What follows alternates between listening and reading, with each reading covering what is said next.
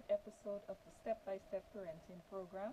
This evening we will be talking about parents and the partnership as it relates to schools and teachers and their role in the development of the children. With us this evening, we have three of our first individuals here that are working in the school system across Guyana. And we have two of our resource persons also who have a very good relationship as it relates to working with teachers and parents. So please stay tuned. It's going to be a very interactive and informative session this evening. This particular episode is brought to you by the Child Rights Alliance, and with this particular initiative, we try to focus, excuse me, as it relates to the prevention of violence and abuse of children in our society. And we know as it relates to the school system, there are teachers that parents do like, and there are also teachers that parents do not like. However, we cannot dispute the importance of teachers in the lives of children. So tonight we're going to hear from the perspective of our resource persons and our expert panelists. This evening I'll ask them to introduce themselves, starting with my immediate right. Yes, and good evening to each and everyone. I'm Sherwin Fraser, and I'm a SEND specialist and author. I've been working extensively in the education system for quite some time, but more recently, my work has been involved, and the focus of my work has been with children with disabilities. And I'm pleased to say that I'm also involved in writing and publication. Thank you. Good evening, everyone. My name is Onika Pearson. I'm the Senior Schools Welfare Officer at the Ministry of Education, and so I would have been involved in interactions with students, with parents, with teachers, and I've been working there for about 10 years or so. So it's a pleasure to be a part of this panel to contribute to whatever I can to the discussion. So I'm pleased to be here. Thank you. Good evening, I'm Ms. Nadia Hollingsworth, and I'm the National Coordinator for Parent Teachers Association. I've been in the field of education for over 23 years. I've served as a teacher. I'm also a parent, and now I'm wearing the cap of an officer within the Ministry of Education. So I'm looking forward to having a fruitful discussion as it relates to our topic tonight. Great. Then we have our resource persons here. Okay, good evening, viewers. My name is Asani Tili. I'm the Communications Officer on the Child Rights Alliance. I work closely with the counselors who work in the schools with children, conducting sensitization and counseling. So I'm looking forward to a fruitful discussion this evening. Good evening all. My name is Miss Elizabeth Bunbury. I'm a graduate senior mistress attached to Bedford Acton Secondary. I have been a teacher all of my life. It's what I know, it's what I do. I've been a teacher for 22 plus years and counting, so I know the discussion that we'll have tonight will be very fruitful. Thank you all for being here. Like you would have heard, we have a panel and resource persons that are full of individuals who would have been working as it relates to schools in one way or another. And it's very important for us to recognize Mr. Fraser, who is working with the special education aspect, which is one of those groups that is really overlooked. And we really want to make sure that when we're talking of children and we're talking about schools, we have to talk about inclusion and make sure that we give some amount of light to those children with disabilities. So thank you all for coming. So let's just start the ball rolling. As it relates to our topics, we're talking about partnership. Teachers, schools, parents, maybe caregivers, because not all children will be privileged enough to have parents necessarily being the ones that are supporting them, but there are caregivers in their life one way or another. How can these persons help teachers to strengthen the child's potential? First of all, we need to have caregivers, because we're not focusing here necessarily on the what I usually say mother and father of the children, because we have many mothers and fathers, you know, these people who make the children, but we do not have these persons parenting the children. When we talk about parenting, we're talking about being there, um, providing, loving, rebuking when necessary, and so on. But we do not have many persons parenting children. We have mothers and fathers, yes, and sometimes caregivers, but the role of the parents are not adequately being given. So what you find when these children go to school, many times, in many instances, and I'm talking from the perspective of a teacher, you have the teacher now having to take on the role of parents many times. And so, even though when homework is given to a child and the child comes back to the teacher without the homework being done, you find contact time is being lost. Because what the teacher has to now do is to go to find out why the homework was not done, and she will go around the class, who did the homework, who didn't do the homework, and remember they go to the classroom with a plan. Yes.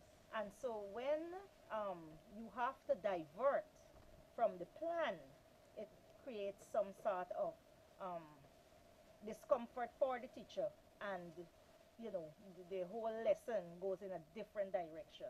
And then sometimes when the teacher is working to find out what is happening, some of the revelations behind not getting the homework done and all those things now lead the teacher now to having to investigate, to go to HM because of what is discovered and all those things. So we are asking parents to, or mothers and fathers and caregivers, to perform their parenting roles so that these problems can be minimized in the classroom. Great. So we have that aspect as it relates to homework help. Because I know lots of parents who are listening may not have thought of it that way. Many parents are of the opinion that you give homework as a sort of a revision and that's it. Teachers, they don't check it. It doesn't really necessarily mean that it needs to be done. But it's good for you to give that perspective that if the homework isn't done, how it throws the entire lesson plan Yes. off. And not only the lesson plan, because then today's work will have to be pushed to tomorrow, Exactly. and then tomorrow work, and then, you know, it gives you a backlog. Exactly. So it's good to hear from that perspective. Anybody else would like to share? Just to pick up a little from where Ms. Hollingsworth would have left off. Indeed, parental involvement, and when I say parental involvement, yes, we're speaking about caregivers and so on, right? Mother, father, caregivers, right? Parental involvement is crucial. The teachers alone cannot do it. They need the parents to come on board. And so it is important for parents to visit the school pretty often and to find out what is happening, how his or her child might be performing. And that will help to build that sort of relationship that we're looking for, that partnership. And so when the parent is visiting the school regularly and the child is seeing that, then that is a plus in that child's life, and that is a motivating factor for that child, because that child will now be more interested in what is happening, because mommy or daddy will be visiting the school pretty often. Right? In addition to that, it is also important for parents to constantly praise their children, encourage them, motivate them, because we want them to be the best that they can be. And the parent is that child's first teacher, right? And so if that can start at the home, in terms of the encouragement, in terms of the praise, in terms of assisting with the homework, then when that child is in school now, then it will be much easier for the teacher to take it from there and to work with the student or the pupil. And that in itself will help to build the relationship we're looking for and to foster that sort of togetherness between home and school. I heard you mention in terms of visiting, for those who are listening, you said visit regularly. What does that mean? Does that mean at the beginning of the school term, the new school term when it's a new teacher, and then PTA when you're called? No. I think I would like to answer that. what we do in the school system, we encourage parents to come. Don't come at the beginning of the term and leave your children, but come occasionally. Spot checks, coming, see what is happening. Most times we have in the school system, when parents register their children, we don't see them back. For us to see them, we have to call. Could you kindly come because of X, Y, Z? Some parents may make excuses. Miss, I'm at work, I cannot come. Some teachers will say, parent, this is your child. Right. So we do not want you to just bring your children and leave them. We want you to come. We invite you. The school doors are always open for parents. We welcome parents. As the topic rightly says, it's a partnership. Yes. And it's not teachers alone that raise children. It takes a community. So not only teachers, not only parents, but a community worker, right? And we find that it helps when we have these parents coming into school, and as Ms. Fraser rightly said, you see a difference in children when that parent is a frequent visitor. You see a difference in them. So we welcome parents all the time. We have PTA meetings, that's once per term. Let's just give an estimate, we have on roll of 300 and something students. Most times you do not get 100 parents at a PTA meeting. But why is that so? Because many parents, and I can tell you from my time spending in the schools, many parents will say PTA meeting is about money and fundraising. My child don't bring home a slip anyhow that will say bake sale, flag raising, something. So why do I need to take time out of my job to even go? But that's the thing, and that is why I like to encourage parents to go, because one of my responsibilities is to go to schools and talk with parents. It is not just about fundraising. There's so much more they can do. Studies would have shown that children across ethnic backgrounds, across status in terms of money, across religions, whatever it is, everybody performs exceedingly well. We have that figure. However, what they all have in common is supportive parents. Nice. You can go, you have doctors of all races. You have people of everybody can perform. But the thing is that those persons who would have performed to the point where they can sustain themselves today, they had persons who were interested and work with them to that point. Parents need not talk about only fundraising, because we would have the Ministry of Education is now on having the whole PTA approach, the whole idea of just going to meetings to hear about fundraising. We have corrected that. We moved away from that. Yes. As a matter of fact, we ask parents themselves to be part of the executive body of Parent Teachers Association to understand how it operates. They don't want to be a part. So then they are outside, but they're saying things. Yes. You know, if they're in there, they will realize how much it takes to run a school. You know, one of the things I would normally say to persons, at nursery, you have a child where you pay $48,000 per term. I'm speaking at private schools. $48,000 per term at a private school. You have to buy the Abeka package, and that's one of the cheap ones. And you have to buy the Abeka packages and all of that, which would take you another $40,000 for the year. But this is 48 by 3 because you have 3 terms. All right. We bask in glory when these private schools perform. But we're not looking at the money we have to pay. But a child will come from the private school and go to a public secondary school. And you will ask a donation from the parent of $2,000 a year. And they don't want to pay it. Public schools need money too. They say, okay, it's government and it should be for free. But if you think education is expensive, try ignorance. And nothing is for free. Nothing is for free. They need the support of parents. You do not have all the time. Yes, we understand. But whenever you get, and one of the things we're advocating, if the parents do not have money, if they have services, you know, there are times when you want to take children on field trips, somebody might have a bus, you Okay. have sports, some parent might know to cater. You don't have to get monies, but you just need to know what resources you have available on board with the school that you can tap into when that time comes. So it's not always about the money. And I'm glad that you made that point, and I hope that our parents are listening and understanding, because I know, I think since my days, and I have finished secondary school for a while now, it has been a reoccurring statement saying that, oh, fundraising, fundraising, money, money.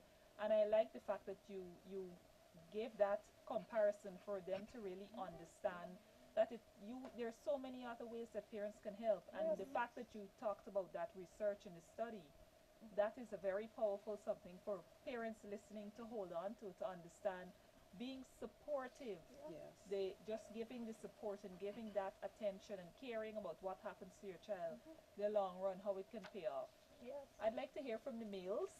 Well, I know that we're I dominated. want to- to the original question, how can parents help teachers to strengthen The child's child's potential. I believe preparation is important.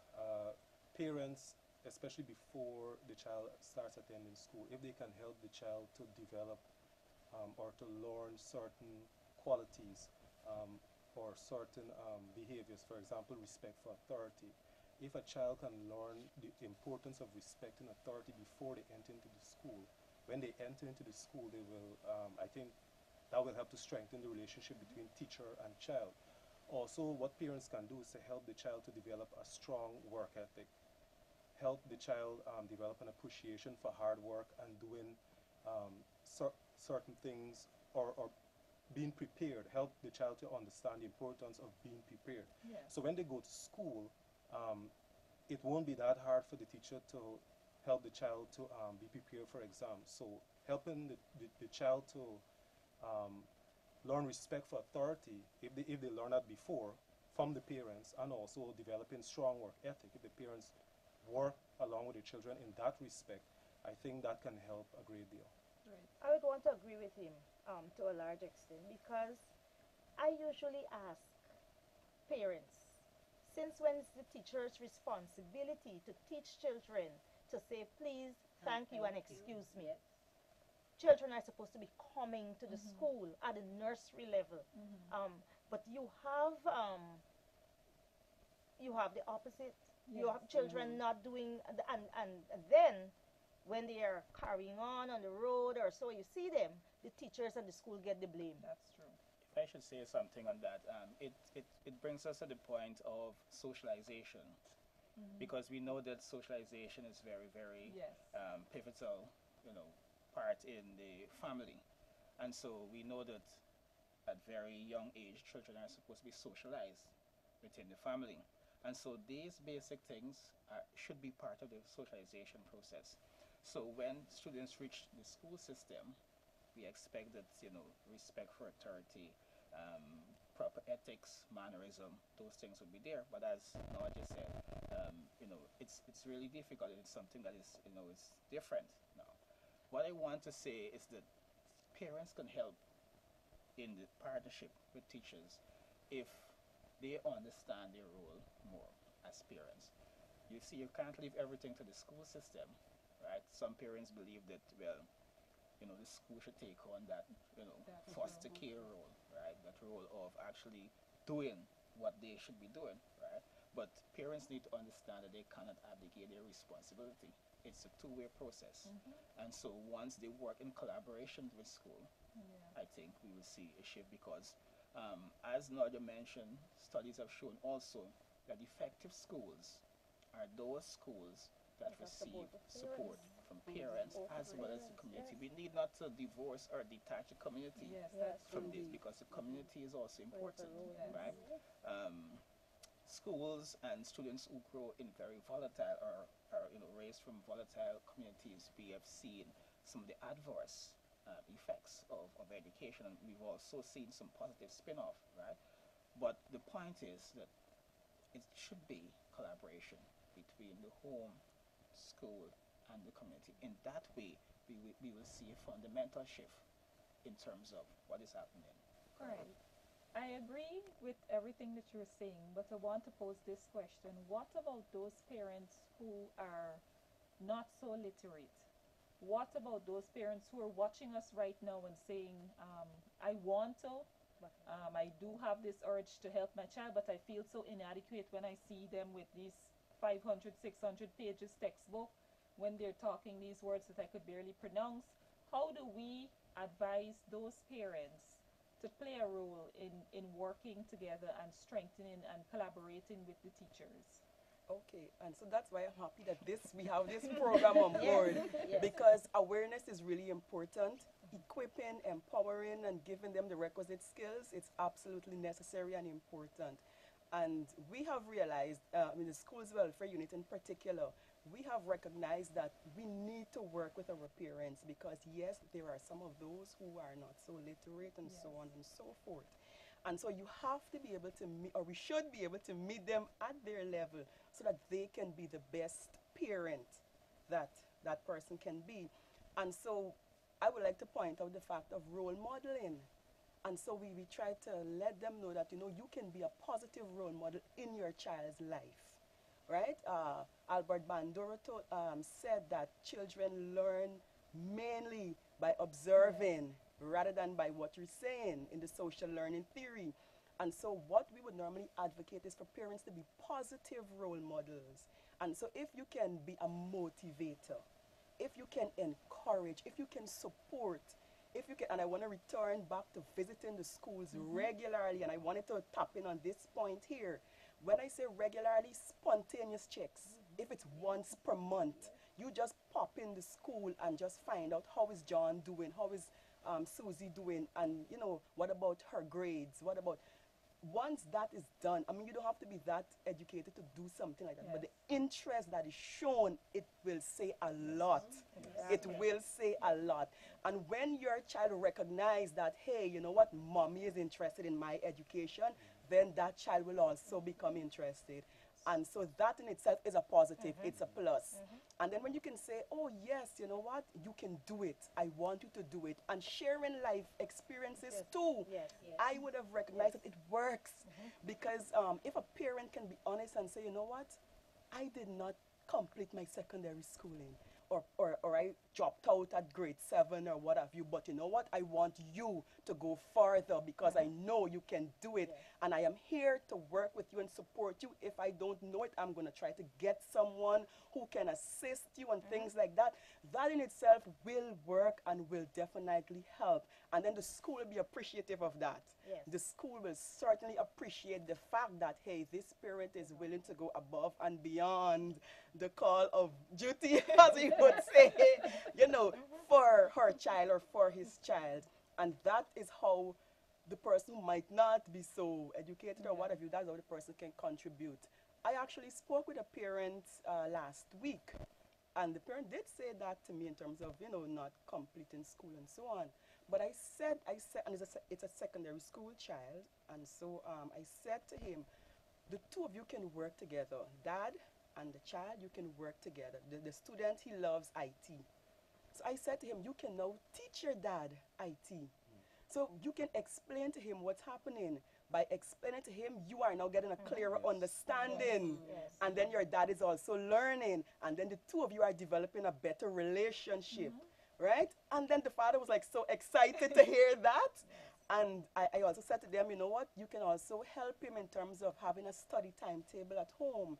And so they work, let the child work with that schedule.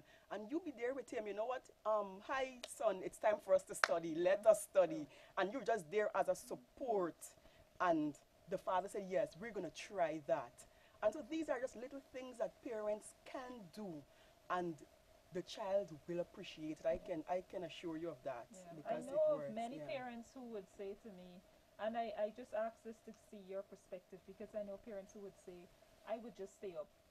If it's common entrance, Very well. if it's CX, I'm just in the background. Very well. You know, Very well. they're Are you hungry? Are you ready hungry? for Yes. something to Need eat? snack? Yes. Yes. Yes. You Just be they're there. nodding Yes. off, you kind of give Yes. them a Yes. little rub to Yes. wake them up. Very Yes. well. And that's what we want. The reason that we're having this show and the reason we're really trying to promote parenting is for those parents out there who are really feeling despondent and feeling as though, I am at the wit's end, I don't know what else to do. There are ways that you could tap into, Yes. small things to help to bring out the best in your child. Yes. Yeah. I know, I remember telling persons once that there was this stall holder at the market, and her child attended a primary school, and she wasn't literate.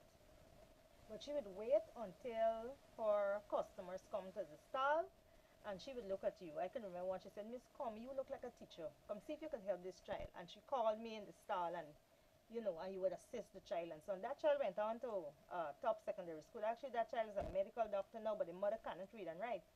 But I'm saying this because I would like parents to understand is that you can find a way. Too many parents allow their children to become victims of their circumstances. We can't read and write. I'm a single parent. I don't have money. I don't have the time. We have to find a way. There's help out there. If you go to a school, because I did it, as a parent, you go and you share your concern with the teachers. Well, miss, this is my situation. I'm sometimes away because of my job. The child is left at this time, so he doesn't study, whatever. Teachers pull the slacks, call them at night. What are you doing? I know your mom is not there. Have you been picking up your book? But when the teacher doesn't know, they cannot help.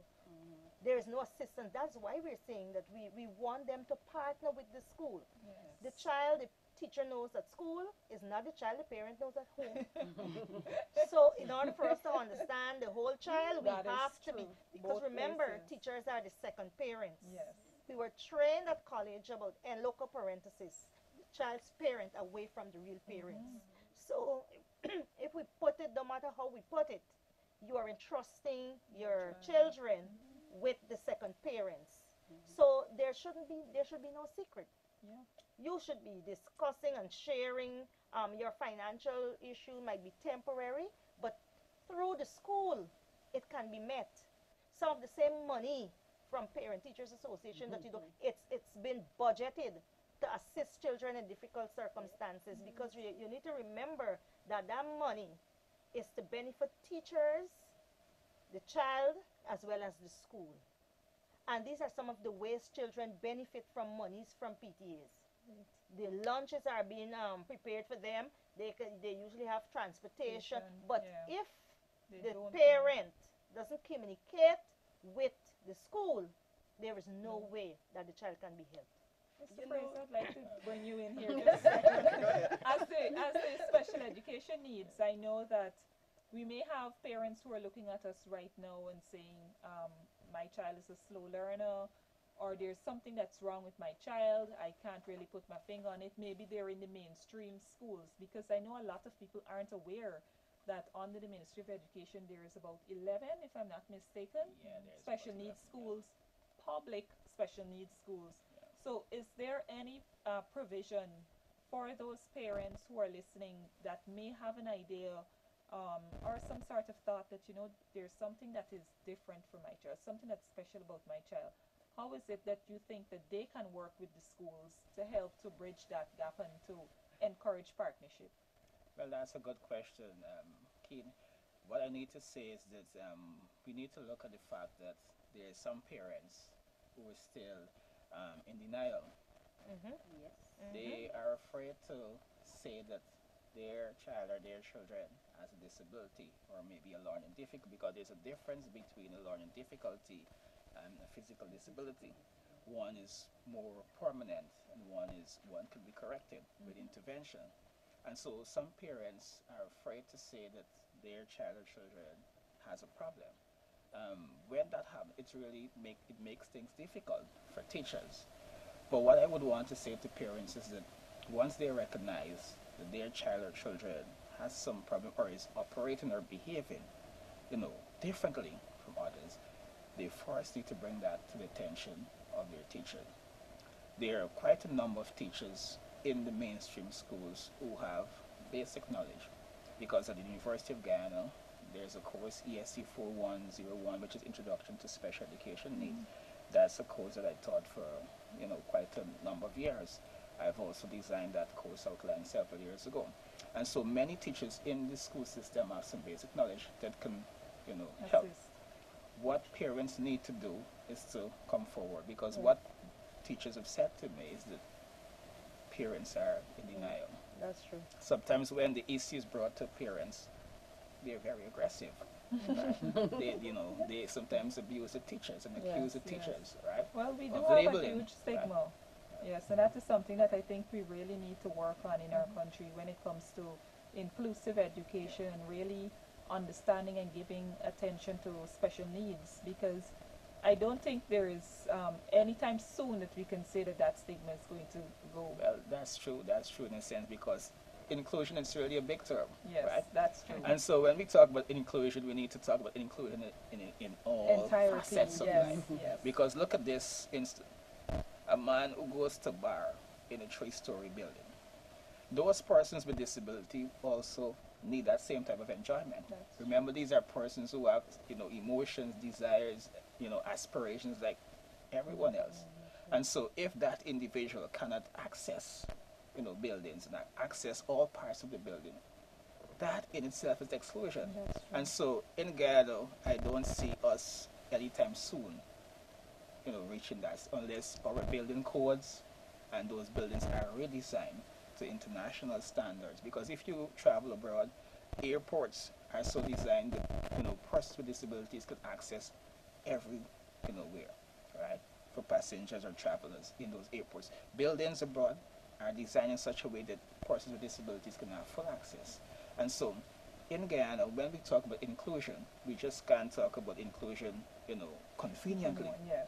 It must be inclusion for all and not just some. So that is something that should be addressed. And in fact, my recent publication, that's my journal publication a few months ago, touched on aspects of inclusion, even in governance, right? But the point is, inclusion in Ghana, I think that maybe should be the subject of a debate, or for some time, maybe a national discourse on inclusion. that issue could be addressed fully. Maybe we'll have an entire show just on that. But then, Keen, if I may, I mean, I'm not a special needs specialist or anything like that. But what I do know is that the ministry is embarking on changing that. Yes. And recently, a number of special education needs officers were appointed. Yes. And so they are visiting schools. We have one in Georgetown in our office, and we interact pretty often. And so he would visit the schools, and he would try to ascertain the needs of the students and the parents. And then I think what is important as educators is that we also have to now help our parents. We have to now work with them, because they might not know what to do. That's true. But then since we have the literature, since we have the skills, then we now have to help them to get to that place where they're going to accept that, okay, yes, my child might have a special need, and there are alternatives. We can now try to work with this child in this particular area, that particular area. And I'm happy that we have our special needs officer in Georgetown. I know Region 4 they have, and a few other regions, or maybe Yes, all the I think regions they all, have. yeah. Yes, so the ministry has recently appointed lots of special needs officers. Yeah. And it is indeed bringing about change already, because I received a feedback from one of my staff, and she was telling me that she was at the school with the officer, and they were able to really have a great intervention and assist the child and the parent, and they're going to now follow up, Yes. right? So I think we ought to be optimistic. Yeah, I think we ought to be optimistic, Then again, right? we should be optimistic. We have a should be far way to optimistic. go, Yes, and it's a process. It's a lot of work in terms of the buildings and all of that. Yes, but I think we ought to be optimistic, because we are making progress. Yes, and that's because our education ministry has taken the front Yes, in leading. of course. But then again, we still have the need for parents to Right. come on board, To because if acknowledge. parents Yes. exactly Yes. if parents do not embrace what we have to offer, Yes, or yes. if they continue to live in denial and they do not want to accept that this is the difficulty the child is facing, but then we will get no place. Okay, as it relates to difficulty, I want us to talk a bit on your opinion on what do you feel are the common trends that are hampering children and the progress in the school system. We know that there are lots of trends, but from your perspective, your individual perspective, what do you feel are some of the common trends that are hampering children and the progress as it relates to movement in the schools? If I should start with that issue, I think we need to address the behavioral issues. I think that's one of the biggest problems affecting. There are some schools The that behavior issues of the teachers or the children? on the part of children, well, it can go both ways, but what we have seen now is that the culture, the school culture, right, in contemporary school system, it's quite different. We have the songs, the different songs from the different, Jamaican DJs and so on. Those songs have actually had some kind, in fact, they are affecting the behavior of children. Because if you look at it, is that in terms of what is happening in Guyana, you look at the boys, the males in the system, they have a particular type of behavior. In fact, they emulate what they see. Some of them, when you see them out on the streets, their pants are halfway down, right? They wear specific type of clothing. Their pants are so slim, you want to know how they fit in, right? And so, they go to school with this notion that, you have to adapt Yes. to this culture, because if you don't adapt to this culture, you can't fit into that in-group, right? It translates into their work, right? And what we've seen recently, I've been examining this particular trend because it is something which I want to do, a piece of, writing on. And when you look at the work, their approach to work, it's not that good in many, many instances. Because we know now the boys are not really doing that well. Statistics, for those persons who would have conducted, studies would have the stats with them. Yes. There's a marked shift in behavior compared to 10, 12, 15 years ago. What we've seen also is that bullying has actually formed a big part of the school system, right? Students, if they can't get their way, they tend to bully others, right? And so these are some things that affect learning, right? Oh, okay. We've had incidents right here in Guyana where students were bullied. We have had, deaths resulting, from bullying, right? And so that, I think, is a fundamental problem hampering, right? It can be addressed. It can be addressed, with effective strategies, effective remediation, effective techniques on the parts of teachers, but teachers have to be knowledgeable in terms of, because another point before I move on, cyberbullying, we need to look at this whole aspect of the cyber issues. So children learn differently these days. 15, 20 years ago, we had no smartphones and all these, fantastic devices. Today, those things form an important part of students' life, right? What I think we need to do is have systems and programs where we can have those students utilize those technology to their advantage, because they use them to bully others. Yes. Right? They use them to send threats, to send text messages, to send, things that will not be in the good interest of others. So when you examine these things collectively, they affect. And it all transcends into the school system. Yeah, transcends into the school, and it affects the educational learning, process yes. and even the learning process. Yes, yes. Right. Yes, all of that is quite true, but I want to refer back to the social learning theory, whereby children, they model the behavior they see.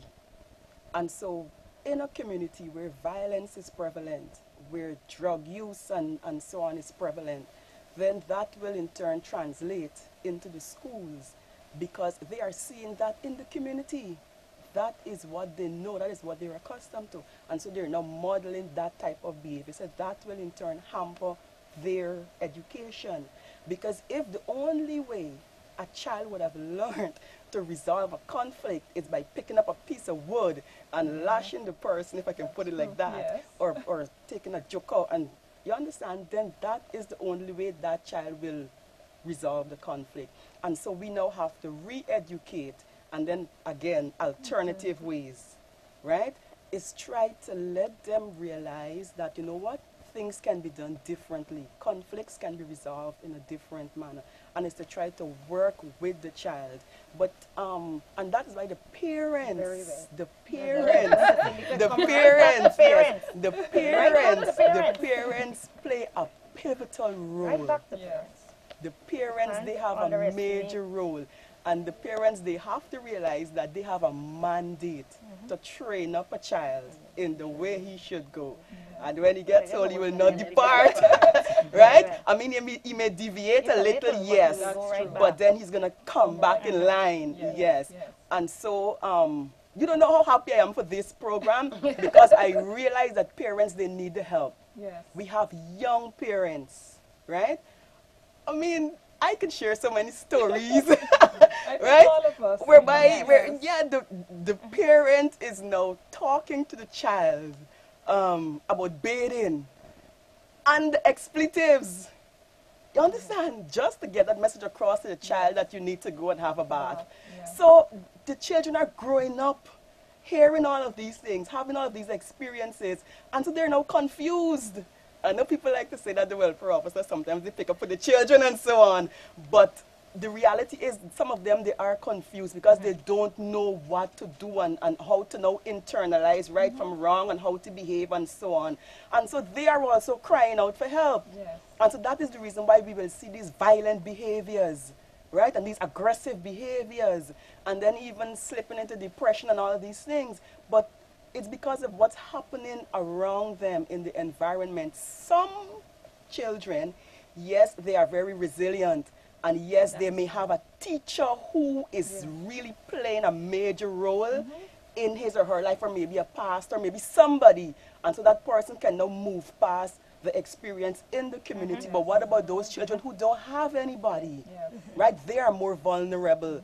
And so the social ills in our society, in communities, is a major contributory factor to what we see happening in our school systems. And I'm a sociologist. And so I tend to study these things sometimes, right? Because I really want to get to the root cause and like why and what and these questions I often ask, right?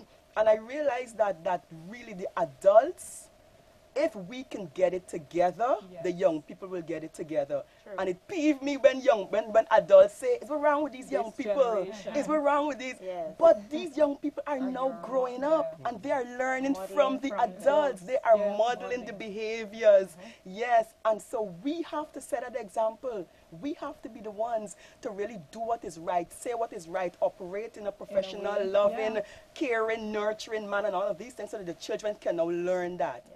And I said to a parent once, one thing I always do, if it's a nursery school child or a secondary school child, I always say, please do this or kindly do that. Respect. Not because I'm in a position of so-called Authority. authority. I will normally say, oh, come here or go and do that. Please come, kindly do this. And then I would now say, so the same way I'm speaking to you, I would expect you to speak to me. And then, so for me, interacting with young people, it's quite easy. Yeah. Yes. And I think So they need to see that one model. of the points that you made there, which for me, we always talk about children and being resilient. And I think lots of persons are unaware that there aren't children, like you said, they don't have that secure Support, attachment. right, or support So the system. parents are not there. They don't have a Sunday school teacher. They don't have maybe a community leader. Maybe the community leader is the drug dealer. The community leader is the gang leader. Yeah. So we need to understand that children are looking for maybe that just one person that they can Yep. hold on to, who Yes. they can model that behavior. Yes. And if I'm surrounded by negativity, automatically that is what is going to come out of me. Keen, now we're talking about social ills, and we're talking about what things are trends that are affecting the children. Now, in the Child Rights Alliance, we've been working in the schools, going into the schools, conducting sensitization sessions on child abuse. And we know there are different forms of child abuse. Now, you would know what we found is that there's a lot of abuse going on in the homes. Children are being physically abused, they're being sexually abused, they're being verbally abused. And what we're also finding in the Child Rights Alliance is that a lot of these cases are unreported. So the child is there suffering the trauma of the abuse, and of course, naturally, it will affect their education or their ability to learn. Yes. I could recall doing an article on a child who was, well, no, I didn't do the article, but I'm aware of a child who was verbally abused by her mom, and that child tried to commit suicide. And so a lot of things like these, they're happening in homes, and a lot of times it's not reported. We had one case where the child was abused by the parent, and the child didn't know where to turn to. But after being sensitized, the child was able to go to one of the CRA officers, and then we were able to step in with the help of the Child Care and Protection Agency. But the point is, abuse, child abuse, it's prevalent. It's something that is swept under the carpet. Persons in society, they may not be aware of it, or maybe they're turning a blind eye to it, but it is there, it is real, and it is very prevalent. Our study on child neglect, we found that child neglect is the most prevalent form of child abuse. And we know that neglect can affect a child's education, because one form of neglect is when you neglect to cater to the child's educational need, and that is happening. But again, it's not so much a national discussion. It's not something that has been brought to the fore, but of course it's happening. So child abuse is one of the trends that we're not really aware of, but it is real, and it's affecting the children in terms of their education. Okay, so we are coming down to the end of our program. It was, like you said, a very fruitful discussion, and I hope that persons who are listening would have been able to go away with something. But before we wrap up, I just wanted to give each of you an opportunity to share one thing for the parents out there that are listening. What is it that they can continue to do if they're already doing it, or begin to do, just to help that partnership with the schools and with the teachers? We know that not all teachers will be your favorite, but we have to understand, like you said, they are the caregivers, they are the second parents for the child, and they are usually the place the children spend the most time with. So I'll start with Ms. Hollingsworth. Yes, and because of the many abuses that my colleague here spoke about, I think that's one of the reasons you don't have many parents coming out to PTA meetings, because they're afraid as to what questions teachers might tend to ask based on the observation made about their children. So we have to look, sometimes it's not only the money, but there are other things. So with that being said, I would like to ask parents to continue to work with the school. It's a partnership. They need to come on board, they need to ask questions, and one of the things I really, really want them to know, if they are interested in the school life of their child, teachers are going to be more accountable. But when they are not there, teachers will tend to do their own thing. And so you will get complaints that teachers are not teaching or teachers are not performing. But if you are not there, you will not get what you're looking for. You have to be involved. And it was Baldwin who said that children have never been good listeners, or they have never been good at listening to their elders, but they have never failed to imitate them. Yes. I would say to parents, make the school your friend, right? Attend the PTA meetings, because at the PTA meetings, you will learn a lot pertaining to the rules of the school, the class rules, the policies of the school. You will be exposed to so much. Interact with your teachers, right? The teachers cannot do it alone. Make the school your friend. Make regular visits. Once per month, if it's possible. Make regular visits. it will help your child. It will benefit your child in the long run. I know that in the Ministry of Education, we have a manual which speaks to maintenance of order and discipline in schools. And we have a part for the parents in terms of their roles. And in that part, it speaks about visiting the school, interacting with the teachers, finding out about the class rules, the school rules, even participating in terms of helping to formulate some of those rules and so on. So parents can actually do a lot, right, by making the school your friend, yes. Mr. Fraser? What I would like to say is that parents should support the school, and they should ensure that if they have problems or they have difficulties, the school is the first place to get help, to get answers to some of their questions. And I would like to say to parents also, don't be afraid, don't be shy, and don't remain in denial whenever issues pertaining to the learning challenges of their children arises. What I think parents need to do also is to teach children problem-solving skills. You see, it comes back to the point I mentioned in the discussion in terms of socialization. When we teach children, we also need to ensure that children develop problem-solving skills, how to solve problems, right? That is a fundamental problem in our society today, because what we've seen from lots of the violence and so on taking place, it comes back to an issue of lack of the skills in terms of dealing with issues. So you have a problem, you can't find a way out. The next step is violence. Yes. That's not the way to solve a problem. Being resilient, that is also part of the problem-solving skills.